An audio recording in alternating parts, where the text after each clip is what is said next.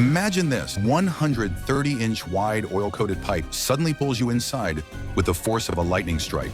5 men find themselves in this exact nightmare, but only one survives to share the chilling story. And the most terrifying part? It's all caught on a GoPro camera, strapped to one of the divers. What was captured in that footage will send chills down your spine. Trapped 60 feet underwater, inside a 30-inch wide oil pipe for 2 days. This is the real-life horror faced by Christopher Kazim, Yusuf Rishi, Faisal, and their team. Of the 5, only Christopher made it out alive. The rest were lost forever in the cold, dark depths. What happened to them is both haunting and heartbreaking. Stay with us because today we're diving into one of the most terrifying underwater accidents in recent history. The date was February 25th, 2022. The place, Pointe-à-Pierre, a coastal town on the northern edge of South America. 5 men working for Paria, a major oil company, were assigned a seemingly routine task: perform maintenance on an old pipeline that had been inactive for some time. This pipeline wasn't just any ordinary pipe. It was a massive U-shaped structure where oil tankers would unload crude oil. The oil would travel through this pipeline from berth 5 to berth 6, where it would reach the refinery for processing. These workers' job was to separate water from the upper section of the pipe, allowing them to safely enter and do their work. They used air plugs to keep any dangerous gases or hydrocarbons from escaping. But there's more. To make the pipe safe for work, the crew used a device called a habitat bell. Picture a glass turned upside down and plunged into water. The air inside stays dry. This is exactly what the habitat bell did. It created a dry, pressurized space inside the pipeline for the men to work. Sounds simple, right? But then, the unthinkable happened. As they removed the air plug from the pipe, a violent surge of water came crashing in. Within seconds, all 5 men were sucked deep inside the pipe with the force of a tsunami. In less than 2 minutes, they were flung 20 feet down and 120 feet across, deeper into the labyrinth of pipes. The GoPro footage shows it all: a few frantic moments, then total darkness. The only thing that saved them, for a brief moment, was that the pipeline wasn't perfectly straight. They found themselves trapped in a small air pocket where they could breathe, but they had no idea what had just happened or where they were. The water pressure was so intense that some of the men suffered broken bones. Worse yet, visibility was zero. They were in the dark, cold, and utterly alone. Here's the shocking part.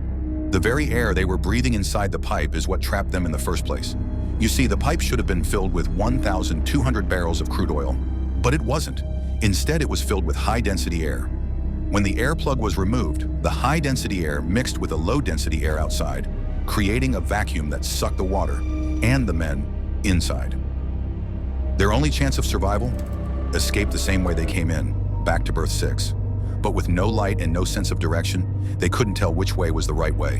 One wrong move, and they would head toward berth 5, where certain death awaited in the open ocean. After what must have felt like an eternity, they made a decision. They would follow their heads, literally. Whichever way their heads were pointing, that's the way they'd go. It was a gamble, but it was all they had. They couldn't stay in the pipe much longer. Time was running out. But even this plan had a problem. The pipeline wasn't straight. Some parts had small air pockets where they could breathe, but others were completely submerged in water. If they dove underwater and couldn't find another air pocket, they'd drown. At this point, Christopher and Faisal decided to split from the group. They would go ahead, find help, and come back for the others. As they pushed forward, they stumbled into another air pocket and, by sheer luck, found an oxygen tank. This was their ticket to survival.